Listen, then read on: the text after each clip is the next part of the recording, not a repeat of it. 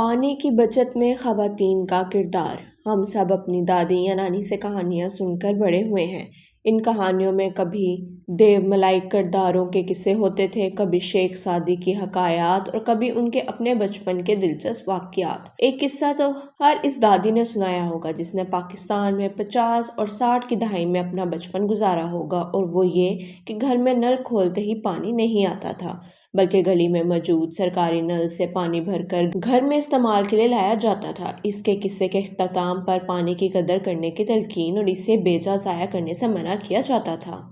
افسوس کہ ہم نے اس نصیحت پر کان نہیں دھرے اور نتیجتاً آج ہم پانی کی شدید قلت کا شکار ہیں۔ Pakistan council of research on water resources کے مطابق اگر مناسب اقدامات نہ کیے گئے تو ہمارا پیارا ہرا بھرا ملک قحط کا شکار ہو جائے گا۔ اس سنجیدہ صورتحال کی ذمہ داری موسمیاتی تبدیلی اور حکومتی نااہلی کے ساتھ ساتھ ہم سب کی انفرادی لاپرواہی پر بھی عائد ہوتی ہے۔ گھر کے روزمرہ امور میں مختلف طریقوں سے پانی کی بچت ہو سکتی ہے، جن میں درج ذیل چند طریقے مفید ہیں۔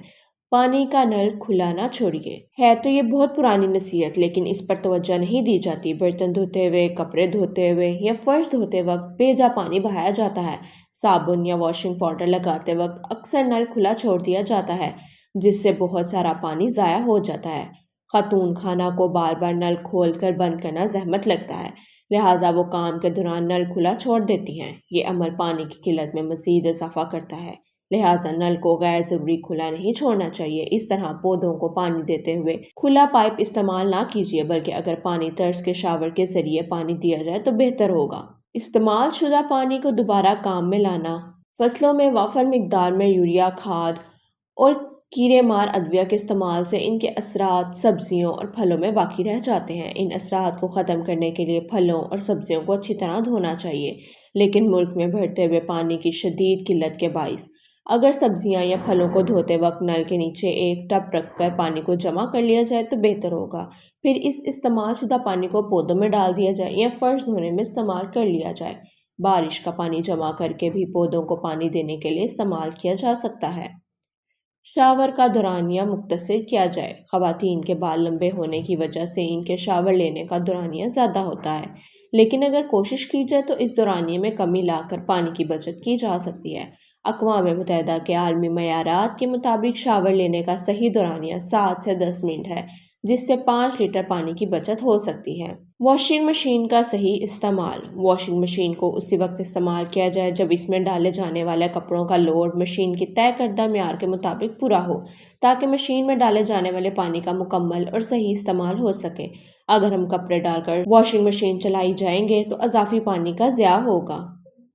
بچوں کی نگرانی اور تربیت۔ ایک خاتون خانہ کا اولین فرض اپنی اولاد کی تربیت کرنا ہے۔ بطور ماں وہ معاشرے کے آئندہ نسل کی امین ہے، لہٰذا اس کے اولاد کا مستقبل کے معاشرے میں کردار کا انحصار اس کی بچپن میں کی گئی تربیت کے انداز پر ہے۔ پانی کا حالیہ بحران مستقبل میں سنگین صورتحال میں تبدیل ہو سکتا ہے، اس لیے بچوں کو چھوٹی عمر سے ہی پانی کے درست استعمال کی ترغیب دی جائے۔ ماں کی حیثیت سے ایک خاتون کو چاہیے کہ بچوں کو پانی ضائع کرنے سے منع کرے، بلکہ اس معاملے میں ان کی کڑی نگرانی بھی کرے اور اس بارے میں ان پر سختی بھی کرے۔ آج کی گئی نصیحت کا کل نہ کل فائدہ ضرور ہوگا، بلکہ مستقبل میں درپیش مسائل کو حل کرنے میں انہیں پریشانی نہیں ہوگی۔ اگر ہم سب اپنے طرز زندگی میں اسی طرح کی معمولی تبدیلیاں کر لیں تو ہر گھرانہ تقریباً 300 لیٹر تک پانی روزانہ